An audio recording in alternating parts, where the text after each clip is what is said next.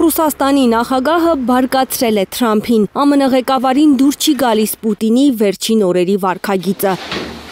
Ըստ Թրամփի բանակցությունների վճռորոշ փուլում Պուտինը նոր ինտենսիվությամբ է մարտեր վարում Ուկրաինայում ու իր բառերով անհիմն սպանում է անմեղ մարդկանց։ Ես միշտ շատ լավ հարաբերություններ եմ ունեցել Ռուսաստանի նախագահ Վլադիմիր Պուտինի հետ, բայց նա լրիվ խելագարվել է։ Հրթիռներ եւ անօդաչու թռչող սարքեր են արձակվում Ուկրաինայի քաղաքների վրա, լիովին անհիմն։ Ինչ է, նա ուզում է գրավել ամբողջ Ուկրաինան։ Մոսկվան շնորհակալ է Թրամփին բանակցություններում ներդրած ջանքերի համար, բայց Կրեմլից հիշեցնում են Սպիտակ տան ղեկավարին, որ Ռուսաստանի ղեկավարը որոշումները կայացնում է, հաշվի առնելով բացառապես իր երկրի անվտանգությունը։ Разумеется, начало переговорного процесса. Իհարկե, բանակցային գործընթացի սկիզբը, որի համար ամերիկյան կողմը մեծ ջանքեր է գործադրել, շատ կարևոր նվաճում է։ Մենք շնորհակալ ենք։ Նախագահ Պուտինը կայացնում է այնպիսի որոշումներ, որոնք անհրաժեշտ են մեր երկրի անվտանգությունը ապահովելու համար։ Այս գիշեր էլ ռուսական բանակը գրոհել է Ուկրաինայի կարևոր ենթակառուցվածքների եւ ռազմաարդյունաբերական օբյեկտների ուղղությամբ։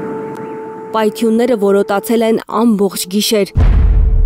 Դաշնությունը կիրառել է մոտ 300 հարվածային անօդաչու թռչող սարք, ինչպես նաև տարբեր տիպի 69 բալիստիկ եւ թևավոր հրթիռ։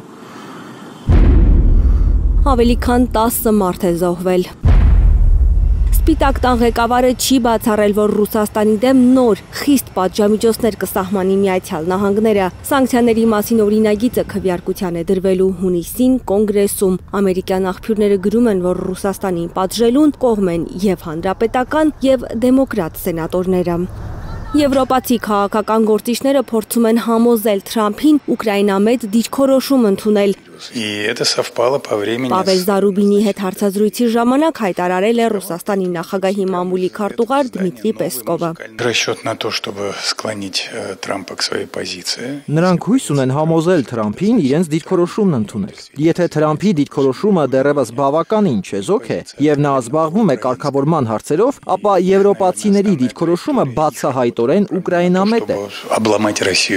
Եվրոպացիները հիմնականում աշխատում են ամեն կերպ կոտրել Ռուսաստանին, բայց միայն անաչառ ուժերը կարող են զբաղվել իրական միջնորդությամբ, իրական կարգավորմամբ։